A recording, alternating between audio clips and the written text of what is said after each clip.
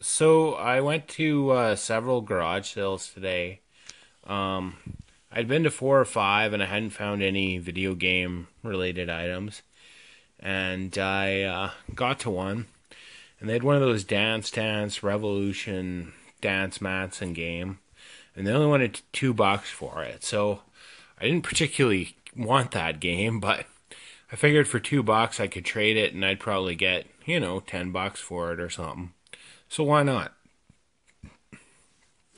So I went to a few more garage sales, and I came to one where they had a Xbox 360 Rock Band set and controller, and I asked them what they wanted for that, and they only wanted $10. They said their son didn't really use it, and it looked like it was in pretty much brand new condition. So I said, why not? I can always use an extra Xbox 360 controller, and I'd probably trade the Rock Band for some more credit.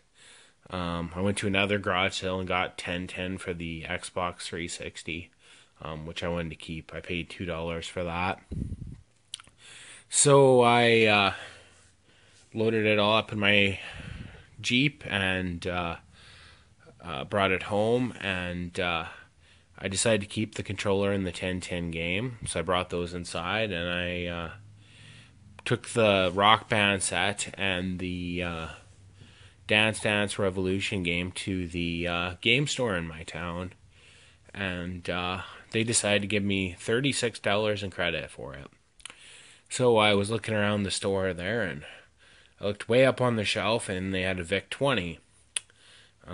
So I've been wanting to get a Vic 20 or a Commodore 64 for a while, but I've had trouble sourcing one locally. So I asked about it, and they said, well, we think that's just an empty box that we have for display. And then he's like, well, maybe there is something up there. So you climbed up there and took a look, and sure enough, there was a Vic 20 inside.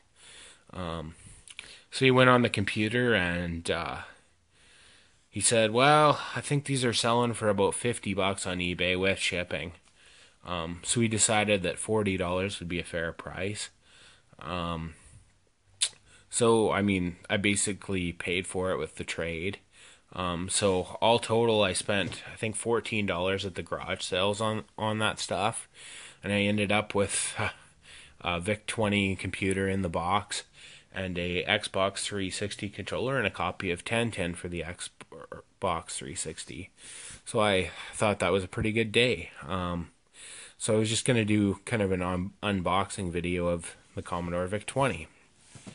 So, I mean, you have the nice colored Vic 20, the friendly computer up in the top there. In the corner there, you've got the two kids and their dad playing, looks like Space Invaders. Down there, you've got the dad doing accounting or office stuff. You got a list of different things the Vic 20 is good for: household budgeting, personal improvement, student education, financial planning. Plays great games too. The front of the box has the Vic 20.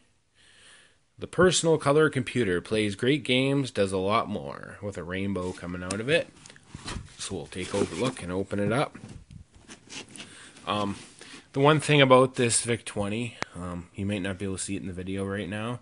The number 9 key isn't attached properly, but the spring and everything's there, so I should be able to fix it.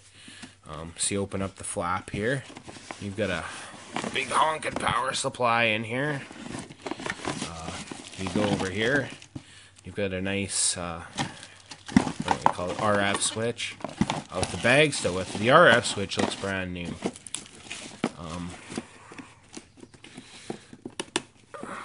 Sorry. Another thing you'll notice with this computer is someone's wrote a name on the top corner there. It's the name of a school in the neighboring city. I'm just gonna pull this out here. Oops. See, that key popped off. We'll just set the key in the spring inside the box here for a minute. So you got the keyboard. Nice Vic 20 keyboard. Back's got all the slots. That's for the memory expansion. I think the far one's for a cartridge port. The other one's probably for some sort of, might be for the hooking up the tape drive or something, I'm not sure. It also came with a Vic 1211A Super Expander with 3K RAM cartridge. So that goes in the memory expansion in the back. It came with a subscription thing for their magazine that they were trying to sell back in the 80s. The warranty card that someone, I guess, never filled in. A manual for a cassette unit, which I don't have.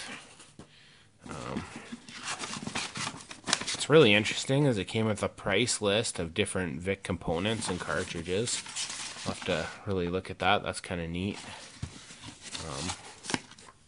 And it came with the styrofoam to hold it in place. So I haven't done any homebrew Coleco reviews in a while. I haven't bought any homebrew Coleco things in a bit. Things seem to have slowed down a bit there for a while. I know there's a lot being planned in the horizon. And the few games that have been released have been ports and stuff. I'm kind of starting to focus more on original content. Partially because of expenses. I bought a new vehicle a few months ago and I'm having to make payments again. Partially because I'd like to buy more things like this Vic computer and stuff, where it's more original stuff. And I mean, you can spend $50 on one ColecoVision game, like for a brand new homebrew. Or you can buy, I don't know, 10 used Intellivision games for that much, or maybe even more. I have a huge lot of Intellivision games coming as well in the next couple weeks. I'll probably do a video when I get that.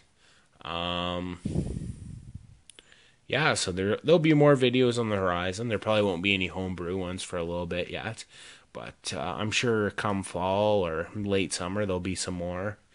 I heard recently that there's good news surrounding the opcode SGM project, and I'm in the second group of people that's supposed to be getting some, so we'll see how that works out. If I get that, I'll probably do an unboxing video for that as well, and maybe demonstrate. I don't have too many of the SGM games, but I have Mac 8, which uses the SGM for some sound improvements and stuff.